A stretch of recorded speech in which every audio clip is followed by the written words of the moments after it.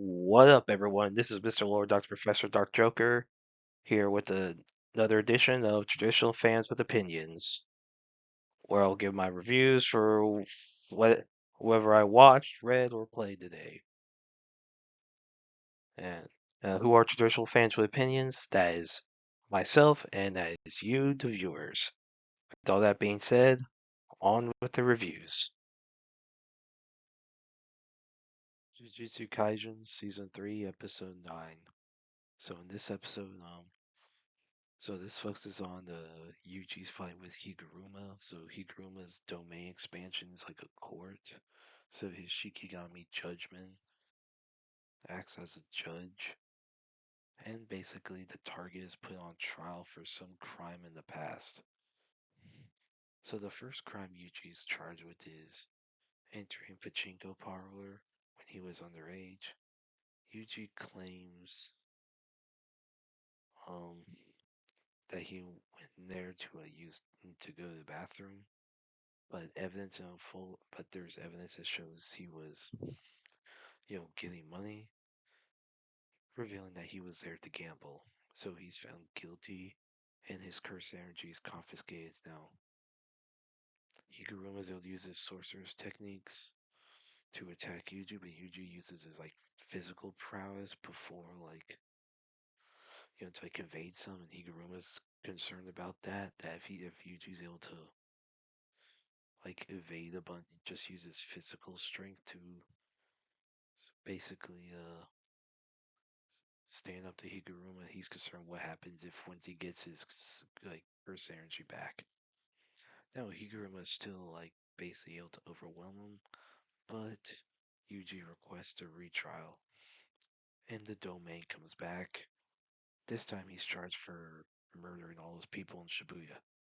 Yuji immediately confesses to it, and Judgment sentences Yuji to death. So Higuruma is given the executioner's sword to kill Yuji, and the lawyer starts tagging him, but he gets rid of the sword before killing him because he knows that. So the evidence in the folder for that accusation was Sukuna controlling Yuji's body,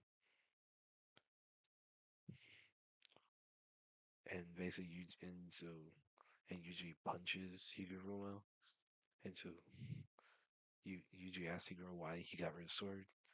Higuruma says that he knows about Sukuna controlling him, so Yuji wasn't responsible for all those deaths, so he was innocent. And he remembers when he was and Hikaru remembers his past, so all the schooling he went to become a lawyer, he found it very easy. He remembered when he turned down the chance to become a judge because he didn't really care about promotions. And so Higuruma and Yuji talk about some of the killings that they've committed themselves. And Higuruma adds a rule to allow polling game players to transfer points to each other, then gives a point to Yuji and leaves. He tends to turn himself in for those he had killed, once the calling game is over. So yeah, I thought it was a good episode. Dude, the visuals for the Higuruma Yuji fight were freaking awesome. Like, dude, like it's such a cool curse technique. Like, it's freaking awesome. So yeah, I thought it was really good. Really like this episode. Looking forward to the next one. MF Goes Season 3, Episode 10. So in this episode, so the qualifiers are still going on. So Beckenbauer does his qualifier. And his car is similar to Kanta's. And so, yeah, so Ren's trying to deal with Kanta potentially leaving. Um, she's sad about it, and Emma tells her to not date him so that he'll basically leave Japan to lifetime racing career. Yeah, I mean, so okay, and then the race looks like it's about to start. So yeah, I mean, I kind of want to get back to the racing, like get more. Let's get back to like, I mean, this season, like here's the thing, I do not like as much. Like I get where when you get to the end game, you do have to close out some things. When it comes to romance, I get that. That is one of the things that hurt Seven Deadly Sins. Um, but this, you see so racing's about to come back. We are getting back into the racing, so looking forward to that. But yeah, overall, that was a decent episode. Looking forward to the next one.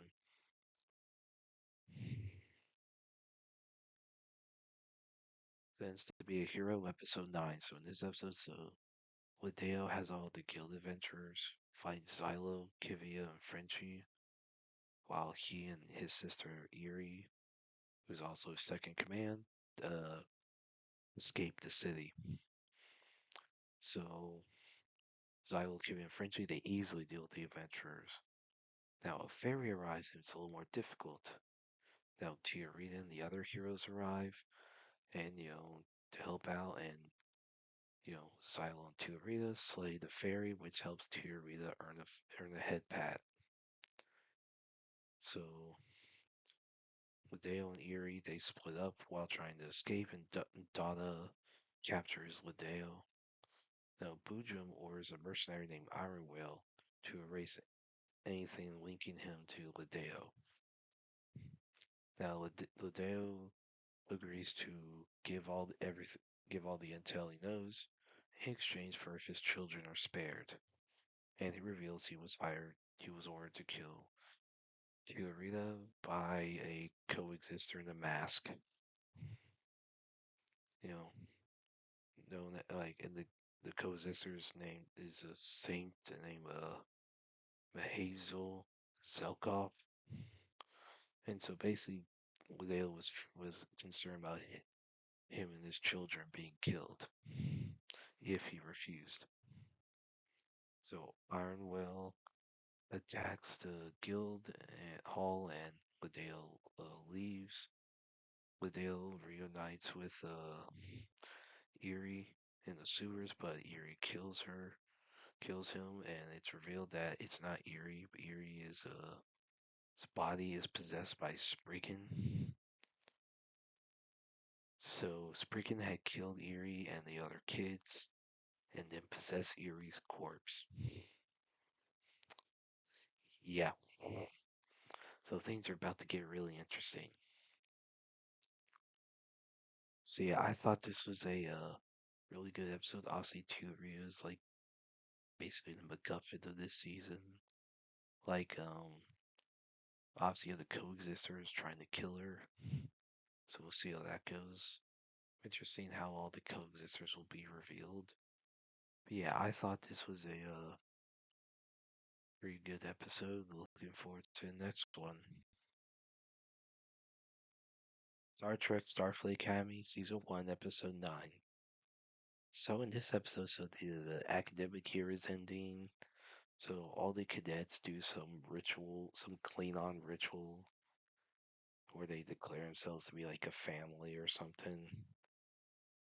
Like yeah, it's like some Klingon thing, whatever.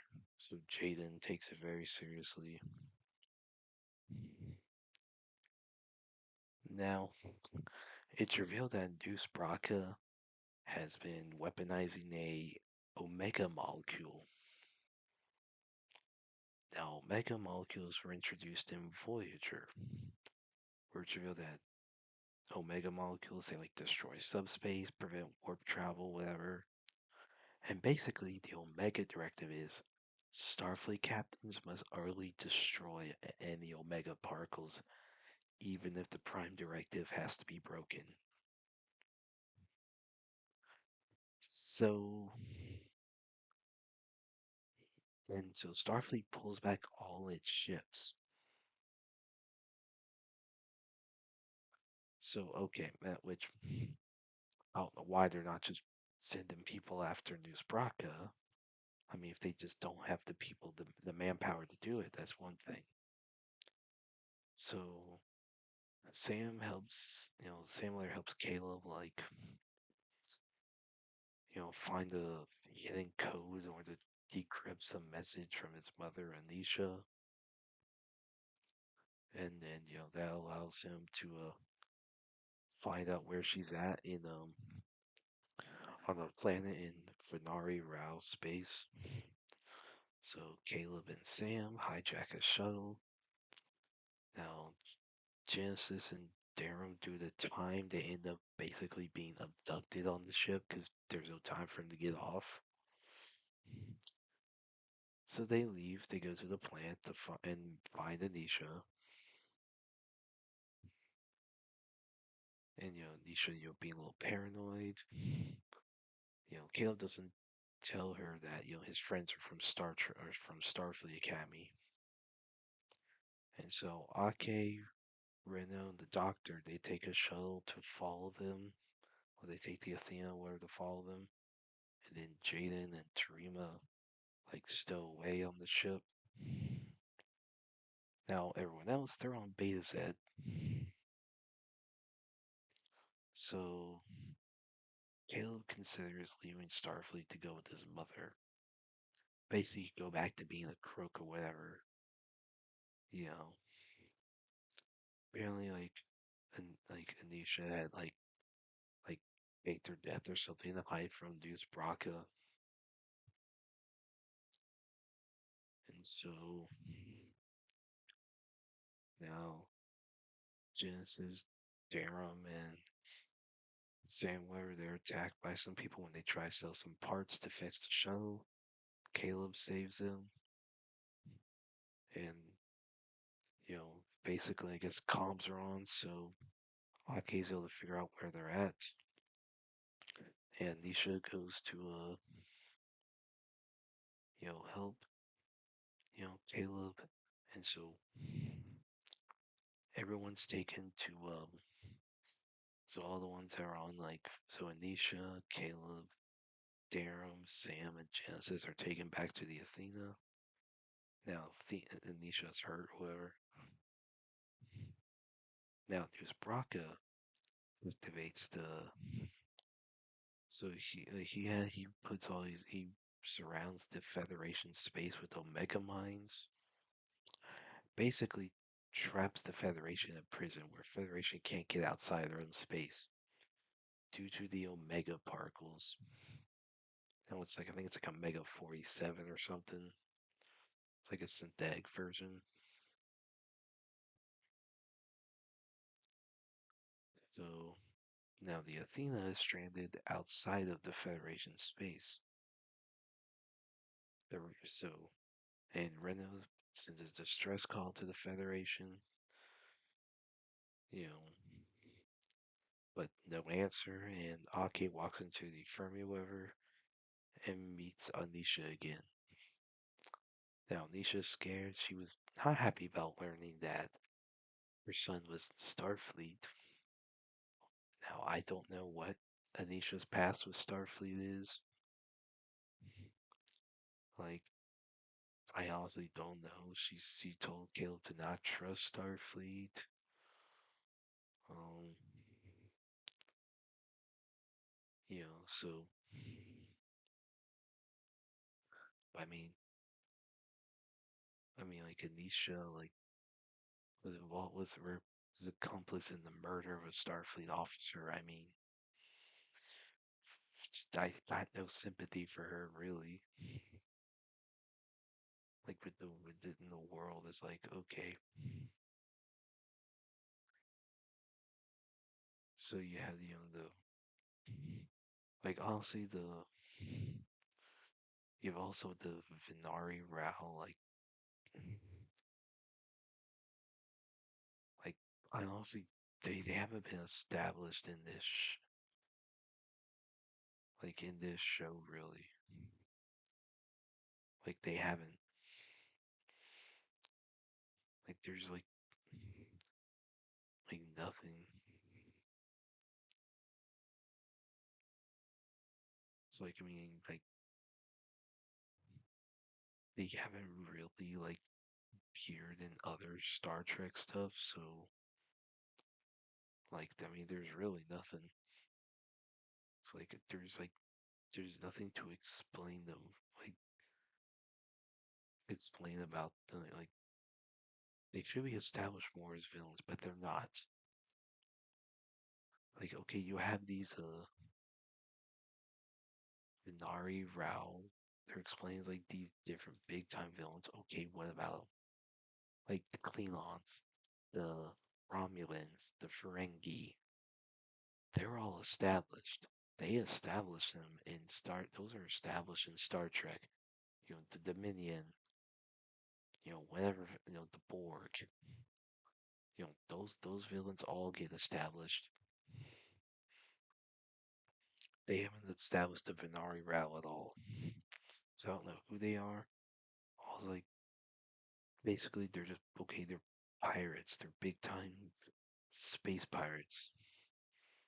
So what? They're isolating the Federation using Omega Park. Now I have some questions regarding that. Um, so what are like? How did it stop? Nothing blow up? How did them put a bunch of Omega mines around Federation space not get caught? Like, where's Section 31 in all this? Section 31 should be all over this because this is the kind of thing Section 31 is meant for. Is to deal with probably something like some emergency scenario like this. Like, what the frick? How did how did no one catch this? No one caught some Omega particles being surrounding Federation space. Nobody was keeping an eye on that, especially since the Venari Rao were seems like they're like public enemy number one. With News Braca basically being public enemy number one. So yeah, there's some those like the ritual thing. I thought was dumb. Like we haven't got enough of these characters for this to feel like it's earned. And as far as the end of school year, what school? We barely seen any class. Like people said, oh, this is Harry Potter in space. Okay, Harry Potter had school. Where's the school? It does not feel like the end of the academic year because there's been no school stuff. My Hero Academia, you have school. I mean, like basically, like I mean, Harry Potter, you have school. Like Muscle Magic and Muscles, you have school. Reign of the Spellblades, you have school. I could go on here about other ones, other fictional franchises revolving around schools. This is supposed to be a school show. Let there be some education. Although none of the characters seem like they're educated, they're all a bunch of retards. I mean, granted, you have a hologram who's basically seems to be programmed to be retarded. I mean, gosh, who messed up the doctor's programming? Did the aging thing like when he had an aging like program added to him? Did he add a retard program added to him as well? Gosh, like end of the school year, no learning whatsoever. Yeah, I did not like this as a like. Well, like as far as comparing it to other episodes, like the best episode of this show is probably the Miyazaki one because of News Braka just carrying it and like that. But maybe you should have had News Braka in the show, like in the like news. This Brocka's barely being. It's like, oh, he's such a big bat. Okay, show him. We need more of him. Like like Daredevil. You had Kingpin throughout the show. Like like even like even like Luke Cage, Jessica Jones, Iron Fist, and I'm not a fan, and Punisher. I hate all four of those shows. Like Daredevil's the only good Netflix Marvel show. But even the bad ones, they established their villains. This, what is there to establish with News Bracca? There is no establishment for the Vidari Rao, for News Bracca. Like even the one-off villains in the movies were established well. Yeah, this is a terrible episode of a terrible show. Like hopefully next week they actually explain what Anisha's issue with Starfleet is, because like the, all it is like she's just mad that she got rightly convicted for being accomplice to murder, and she's pissed about it. I'm like, that's your problem with Starfleet? Hey, you were involved in the murder of an officer. That's on you. So yeah, I did not like this episode at all. Well, and that's it. Did y'all like the stuff I reviewed? And if you have your own opinions about all that, you can put all that in the comments. Thank you for watching, and like, subscribe, and all that. And look forward to the next video.